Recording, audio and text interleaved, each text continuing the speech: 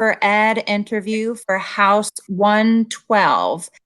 We have two candidates here with us tonight, Mr. Daniel Brownstein and Mr. David Quick. We are going to start with the platforms of each, just 2 or 3 minutes, and then we'll go to our 4 questions. So, Mr. Brownstein.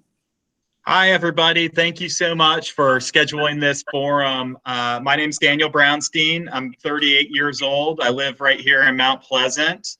I'm the only candidate on either side who has school-age children. I have a 6-year-old and an 8-year-old who both attend Whitesides Elementary. So I spend quite a bit of time in their school. I've been a mystery reader. I've been at different classroom parties. And I've really gotten to know some of the teachers and the other students quite well. Education is very, very important to me. I have an undergraduate degree from a liberal arts school in Ohio called Otterbein College, also a master's in business from the University of South Carolina. I work here in Mount Pleasant at a law firm where I'm the marketing director. My wife is here as well. She's a graphic designer and a freelance writer. Really, if you had to boil down my major issues, education would top that list because I have a lot of skin in that game and I have a lot of qualms about the inequalities that we see between the schools here in my district and what we see elsewhere. So I think there's a lot of room for improvement. My other issues are definitely environmental protection, and also criminal justice reform, which I think ties into education, and I hope to be able to make some points about that sometime during this forum. So thank you very much for having me, and I look forward to answering your questions. Okay, thank you very much. Okay, Mr. David Quick. Hello. I worked at the Post and Courier for 30 years as a reporter, and spent a lot of that time in schools and getting to know a variety of teachers, ranging from the principal at Mitchell Elementary to, the teachers at Wando and Academic Magnet. So I've been acutely aware of the issues with education. The 3 decades I've lived in South Carolina. We had a reporter that did an in-depth, award-winning piece, 25 years ago about the inequities of education in South Carolina, and she won awards, and we thought there would be change, and there was no change. So to quote one of my fellow candidates, if we want change, we need to make change, and that means electing, I hate to say it, mostly Democrats. I think that probably you all have had more responses from Democratic candidates and Republicans at these things. My platform, somewhat similar to Daniel's, ties together. I see almost like the recycling sign when it comes to the environment, which is really my top issue, and then education and health. I see all those things cycling together. And I think that the recent pandemic underscored the ties between those things. And I really look forward to talking to you a little bit more about specifically education and my concern about it. I don't have children, I will admit that, but that doesn't mean I don't care or that I'm not as engaged in schools through teachers. 2 of my 3 siblings are teachers. One is in Asheville and one is in Athens, and I hear stories all the time, especially about the one in Asheville who teaches very young children, kindergarten, 1st grade, to read, and all the heart-wrenching stories that she tells me about these children. And so she's really enlightened me, along with all my other friends that are teachers across the district, not just at one school. So I look forward to talking to you more about education today. Okay, thank you very much. So like I said, there'll be 4 questions and we'll go back and forth with who starts. So the first question, we'll start with Mr. Brownstein. You have 2 to 3 minutes to respond. The question is, what is your opinion of the state of public education in South Carolina today? Okay, that's a great question and a wide-ranging one. Let me preface it by saying that I have an immense respect for our teachers who are at the front lines dealing with our students. But with that being said, South Carolina is clearly failing its children, failing the subsequent generations that are coming up through this state. I think it is personally abhorrent that we guarantee our children a minimally adequate education. I think we are just striving for mediocrity, and that is a huge problem in this state. If you look at classroom sizes, they've been increasing. We used to have 60 schools that had classes of 28 students or more. And now just, a decade later, that number is nearly doubled. We're at 110. We have teachers burning out. We're losing 8% of our teachers statewide within 5 years of them starting teaching. And that number has been on the rise. And it's very concerning because if you look at the list, there's some school districts that are losing as many as 30% of their teachers within 5 years of starting. So that tells me that we are not paying our teachers enough. We're not giving them the support that they need. And instead, what we're doing is we're continuously putting our children, our students in flux, where they have maybe a brand new teacher each year, or we're having to spend a bunch of resources recruiting and training new teachers, instead of really focusing, I think, on what is our most important asset, and that's the people teaching our children. We need to show teachers that we value what they are doing. We need to show support personnel that as well, the bus drivers, the cafeteria workers, the reading interventionists. The simple fact is that their paycheck just does not reflect the value that most of us would place in what they do. And instead, what we're running into is teachers having to work 2 or 3 jobs. And it's very difficult to expect somebody to be the best teacher that they can be when they're being pulled in all of these different directions. So for one, I think that South Carolina needs to offer a quality 21st century education to all of its children, no matter where they live. And I think where we start with that is investing in our teachers. Thank you very much. Okay, thank you. Thank you. Okay, Mr. Quick, I'll restate the question. What is your opinion of the state of public education in South Carolina today? In a word, it's inequitable. You have schools like Wando and the charter school Academic Magnet, which is, I think, has been ranked in the top 10 of all high schools in the nation. And then you have some that are just, it's really sad. A lot of the rural and urban schools that, they don't have a chance. And so it's this mixed bag. And it's almost like, the people who are lucky enough to live in an affluent community, and, we have them all over the state of South Carolina, they're almost clueless about what's happening in the rest of the state.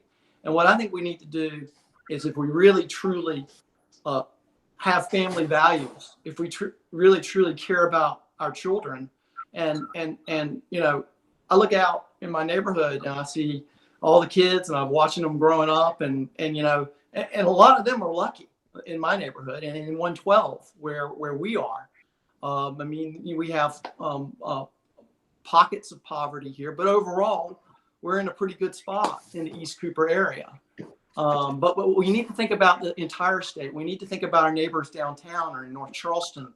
I've been in the Cherokee neighborhood and seen third world conditions, and it's just really sad. And if we're true patriots and we're true South Carolinians, we should be striving to improve the situation for everybody. And again, it goes back to teachers. And I'm so proud of you guys standing up and taking this proactive measure. When the teachers first rose up in West Virginia, I was saying, great, finally, this is the time.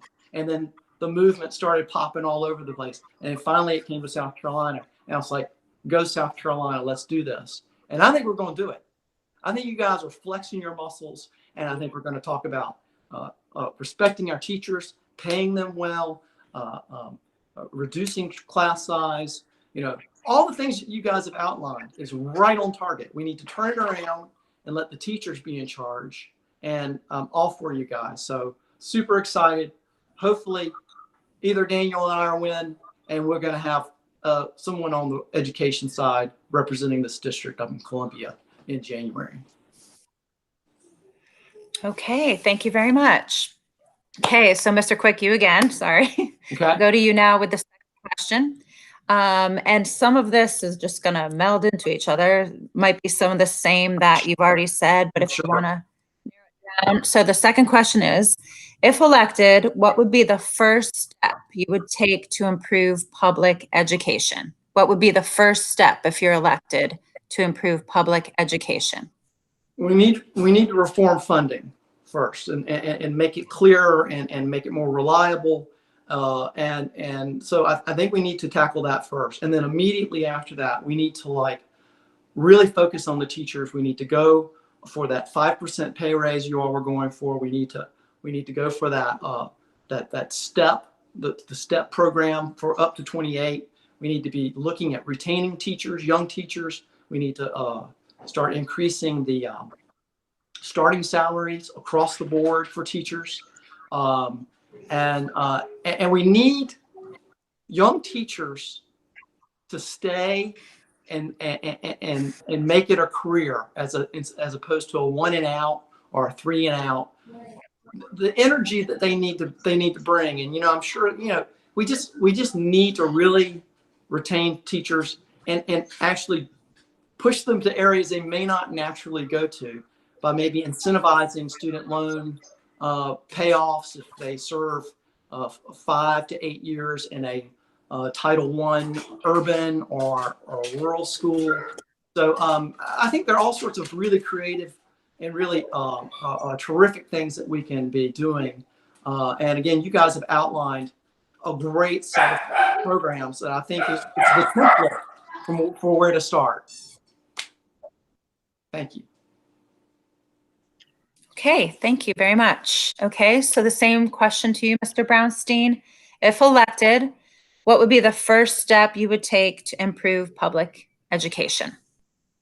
Okay, I very much agree with what David said. Our funding for schools is inadequate. I think that we need to pay our teachers and support staff more. I don't think that you can start a teacher off at $29,000 a year in South Carolina or $38,000 in Charleston County and really, attract and keep quality teachers. It's impossible to live here off of that salary. So that's naturally the first thing that needs to be addressed. But then there's a lot more. There's universal 4K. Right now there are pre-K programs in our district 112, but there's not enough slots for all of the kids to get into those programs. And a lot of times you don't find out if you got into the program until the summer right before. So you're potentially scrambling to find an expensive preschool program if you don't get into the CD program here.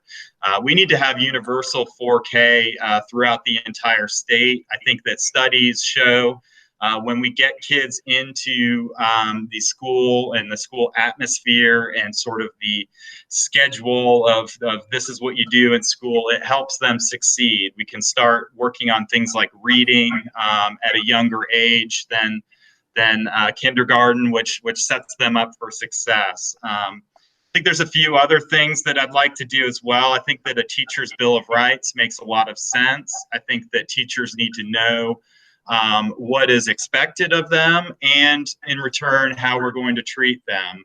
They need to be able to remove disruptive students from classrooms. They need to have a grievance process if there's a dispute with administration. I think a teacher's Bill of Rights really sends the right message that we value these individuals, and we're going to make sure that they have the right tools and support at their disposal. And then I think it's also important to remember that education doesn't stop when somebody finishes the 12th grade. We have a lot of people who are out of work right now, and we need to make sure that our community colleges and our Department of Commerce are aligned so that we're teaching adults the skills that they need to succeed as well. Thank you very much. Okay. So both of you have mentioned funding, and this is going to be our next question, but hopefully you can address some specifics. If elected, Mr. Brownstein, what would you do to address the funding of public education? How would you address specifically Okay. the funding? Sure. I think there's two real issues when it comes to funding. One is the series of formulas that divvies up which school district gets what amount of money. And then the second thing is how our schools are funded in terms of what taxes pay for them. I was talking to a friend who works for the school district, and he said that 30 cents of every dollar we pay in taxes on education here in Charleston County comes back, and that other 70 cents goes to fund other school districts or the State Department of Education.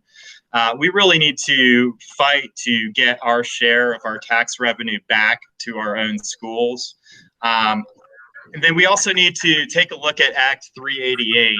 And that was a terrible piece of legislation. It basically shifted the burden of funding the operations of our schools onto businesses and rental properties and vehicle taxes and sales tax. But where you don't see that is on our owner-occupied residences. They don't pay for our school operations. I think that's wrong. I think that immediately what we can do is work on those formulas. I don't see us making much headway in repealing Act 388 or improving it. I just think the bottom line is you cannot raise people's taxes during a pandemic when so many people are out of work. But long term, we need to diversify and make sure that everybody is paying into our school system. And that's the only way that we're really going to achieve, I think, meaningful results in leveling the playing field statewide. We can't, what we're doing right now is not working. I think you can talk to virtually any school district in the state, and they will say what we're doing is not working. So let's roll up our sleeves and fix it. I think that the greatest tragedy this last legislative session was the fact that we had thousands of teachers marching on the Capitol in Columbia, and the legislature couldn't even pass a bill. And that's a real shame. I think they're squandering grassroots momentum. I think that's going to be to their detriment because I think people are going to rise up and elect people who support public education.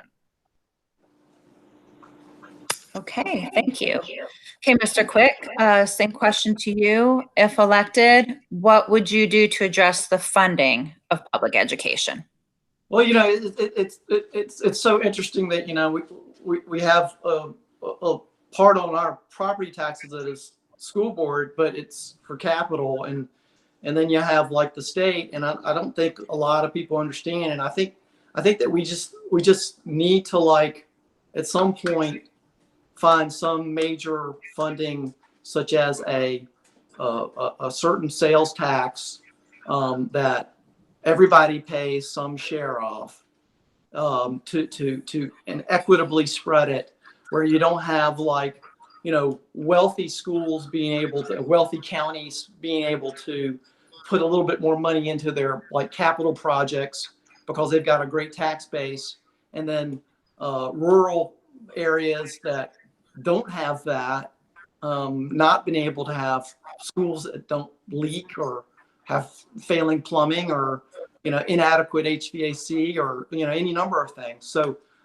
we really need to kind of simplify the funding, think about a sales tax that would cover all of education, and all the things that Daniel said. Don't want to just repeat them. Very similar ideas.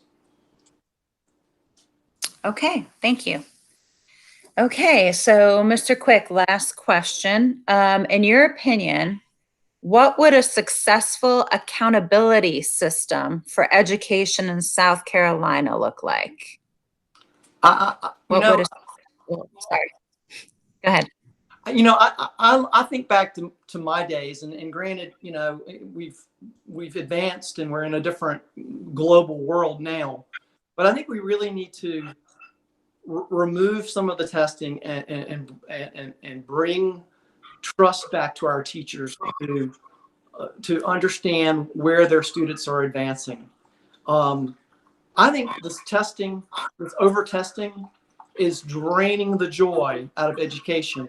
And what we need to do is develop lifelong learners. People, both teachers and students, feel the joy of learning and have a thirst for learning throughout our lives, so that it's not a drudgery thing.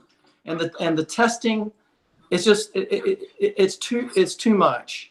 And I've thought that for the longest time, and I always said, thank God I'm not a student now, because I always hated standardized tests. And you know, being a writer, you know, sometimes it's really hard to grade creative writing. You know, I mean, one person's good story might not be the other's. You know,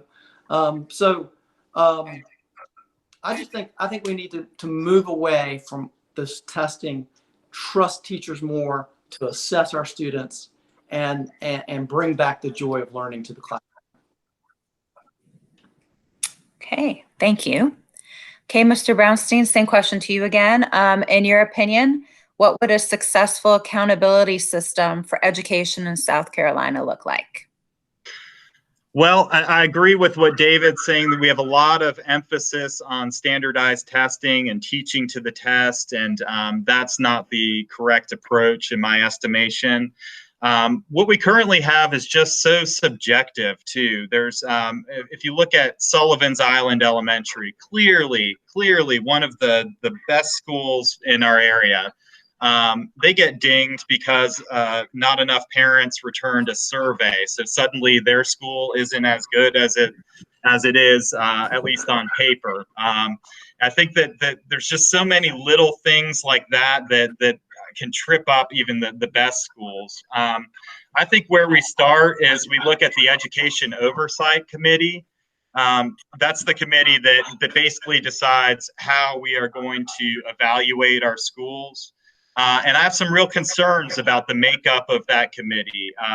If you look at it, there's 5 educator seats on that committee, yet there's not one public school teacher. You know, we have a superintendent, we have principals, we have curriculum specialists, but no teachers.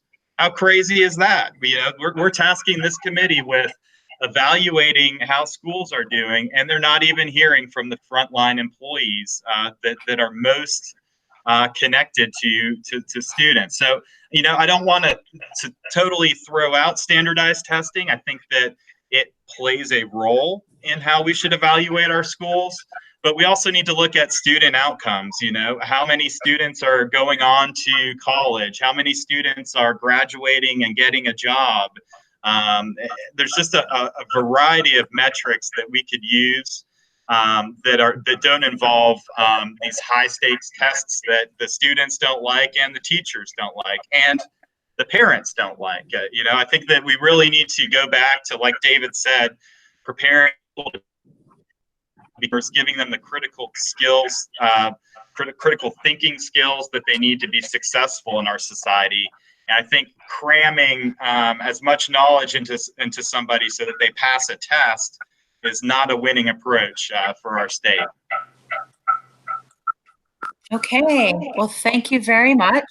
So, right, those were our 4 questions. So we'll have closing remarks right now. Mr. Quick, you could go first, and then Mr. Brownstein with closing remarks. All right, you know,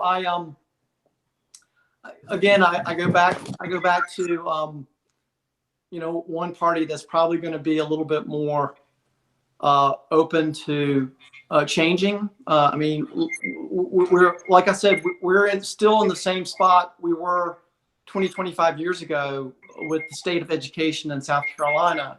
And until we change that leadership, it's not going to change. And so I really hope that the same folks that have kind of flooded the state capitol grounds will show up at the polls and vote accordingly, and vote for pro-education candidates. You have them. We have a blue wave available to take advantage of, a blue wave for the red teachers. You know, I mean, red, white, and blue, right?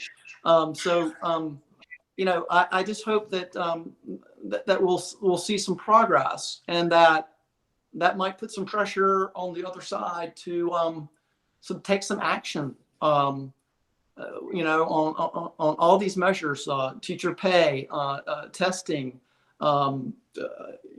class size. I mean, there's so many things that we can be doing that could start making improvements right away. And you guys have identified them, and we need to listen to you guys. You know, I just feel like it's, you know, as a son of the Carolinas, I just feel like we could do so much better for all our students. And I really appreciate what you guys are doing. You're rising up, you're speaking up. It is very important to do that. And I applaud you guys, and I hope that maybe we can work towards some change in 2021. Thank you. Okay, thank you. Mr. Brownstein?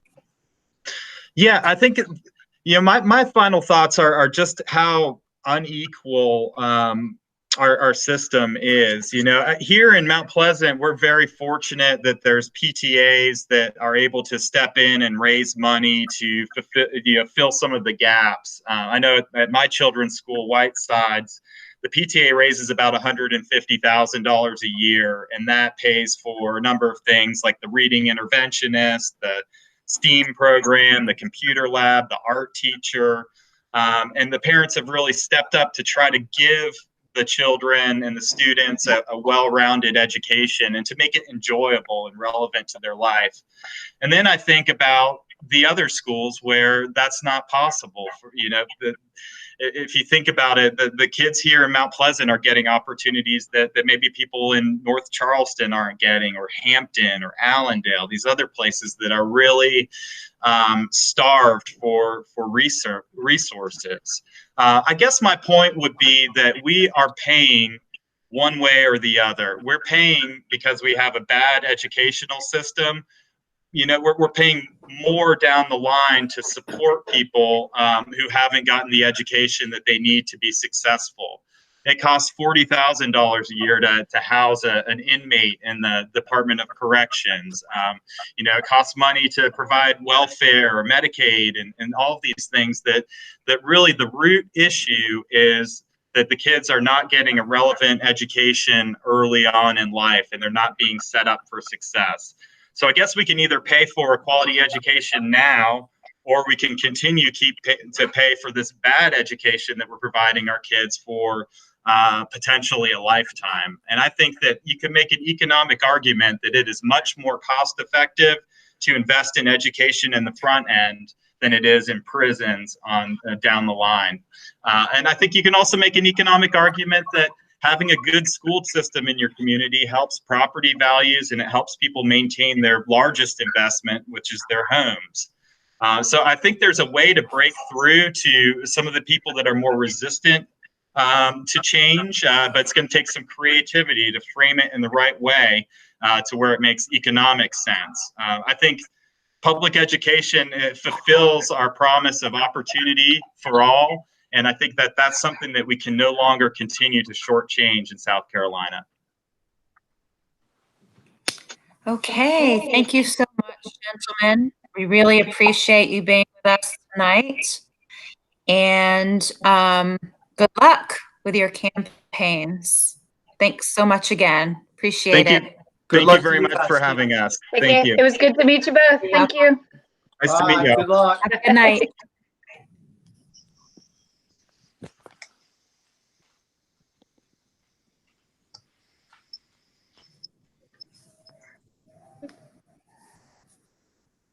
All right. See, Okay. end recording. Yeah. Not yet.